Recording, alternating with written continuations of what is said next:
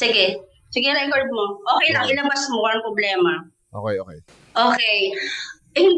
Umiyak ako kay Sento kasi naawa talaga ako sa kanya. Naawa ako sa kanya kasi yung mga itatopic ni Dens, hindi ko gugustuhin. Kasi ayokong malagay sa alanganin at saka ayoko ng issue ng ganyan. At saka issue niya yan kung ano dapat niya ipaglaban niya. Pero hindi namin issue ni Dens yan. Siya talaga ang dapat mag-issue kung anong problema.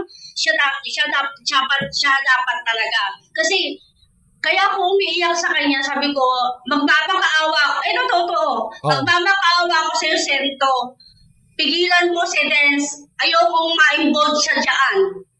Saan? Ma-involve saan? Ma-involve Nai-stress saan? ako dito. Ayoko. Ma-involve saan?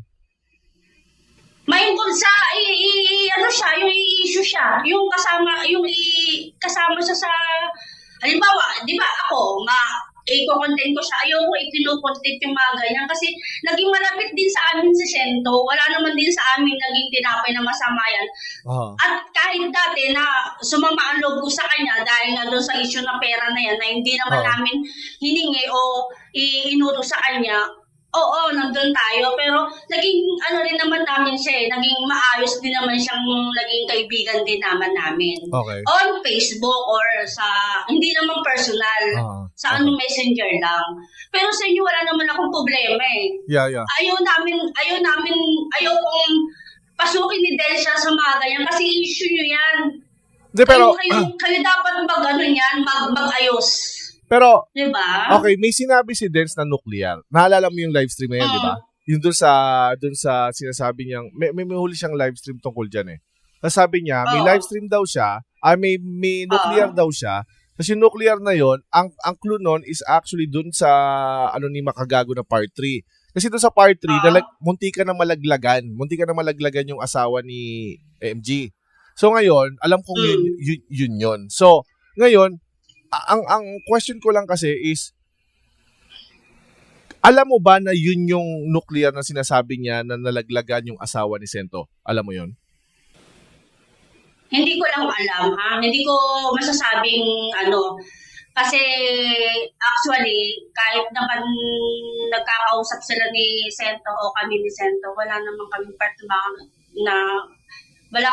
na pinag-usapan tungkol about the baby. About na nalaglagan, wala naman. Never ever. Wala kayong pinag-usapan. Never. At saka, shoutout na lang kay Bratanela. Wala sinasabi sa amin si Bratanela. At maayos kami ni Bratanela. Okay. Yes, oo. So, maganda yan. Mas clear na walang sinabi si Brat. I-clear ko lang na walang sinabi o wala kaming combo na pangit na pinag-usapan ni Brad. Nag-sorry din siya. May peace of mind kaming pareho. Yun lang. Okay, Walang sinasabi. So, okay. Sa akin. So, okay. Wala kang pinagkwento. Okay. So, hindi sa'yo galing yon yung balita yun. Okay. At So, kay Bratanela, wala din. Okay. Iwan ko lang ako sa iba. Hindi ko lang alam. Okay, kung may panggagalingan yon, hindi ko yung nakakalam kundi si Dens. Kung sino nagsabi sa kanya. Tama? Hindi ko lang din alam. Kasi alam mo naman din ang trabaho dito. Hindi naman ako mabusisi na tao na. Kasi mahirap pag-trabaho sa abroad, diba?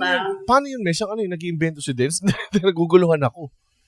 Ay, hindi naman siya pala invento si Dens. Hindi naman siya kahit asawa ko siya. Hindi naman. Hindi ko lang alam kung sino nagsabi sa kanya o sino nagsasabi ng mga ganyan. So hindi lang natin alam kung kanino niya nakuha. Okay. Oo. Pero kausapin ko rin si Dens about dyan kasi wala rin akong alam talaga. Pero lilinawin ko si Brad, wala kaming pinag-usapan about the baby, about the karma. Yun, kasi okay na kaming dalawa eh. At saka pag nag-usap naman kami ng Sento, okay naman, wala namang pinag-usapan ng ganyan. Okay. Ewan ko lang sa iba. Kasi hindi ko naman lahat alam yung mga kausap niya, ka-chat niya.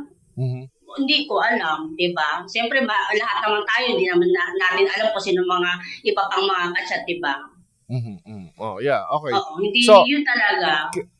Kinaklaro ko lang na hindi galing sa'yo, kundi kung meron nakakaalam si Dens yun. Okay, tapos kakausapin mo na naman si Dens mamaya, no? Yes, hindi ko rin talaga alam din. Wala talaga akong alam at wala naman talaga akong dapat sabihin kasi about dyan wala talaga akong kinalaman at wala siyang kinalaman o kung sino man nagsalita nun, Aha. dapat yun ang magsalita, di ba? Paano kung sino yung nagsalita noon, yung dapat magsalita? Hindi nga natin alam pero gustong ilabas ni Dens. Kaya nga Gustong ilabas ni Dens. Kaya nga. So, kung sino yung nagsabi sa kanya, yun lang yung may karapatang magsabi, ganon. Yun ang dapat may karapatang magsalita. Kung sino nagsabi sa kanya at kung sinong nag-udyok dyan, yun dapat magsalita kasi hindi naman issue ni Dens eh. Kung sino mang tao na yun ang issue niya, yun siya dapat sumagot. Diba? Tama. So, may problema siya. May problema siya sa inyo. O may problema kayo. Kung sino involved doon, kung sino yun dapat ang humarap. tsaka, kung sino man yung nagsabi sa kanya, hindi na importante actually kung sino yung nagsabi. Ganito lang yan Pero kailangan yung nagsabi sa kanya, yun ang humarap. Ayun nga Ito kasi hindi na importante kung sino yung nagsabi sa kanya. Ang importante dito is alam ni Dens na nagsinungaling sa kanya yung nagsabi sa kanya. Yun lang. Yun lang. Yun lang ang kailangan natin malaman dito. Diba? Nagsinungaling sa kanya. Shoutout sa inyo lahat. Ganyan. Yun.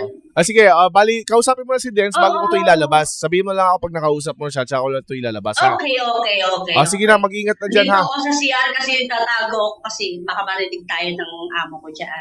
Sige na, mag-ingat na. Trabaho na. Ingat kayo dyan. Salamat. God bless. Okay. God bless din. Bye-bye. Bye-bye.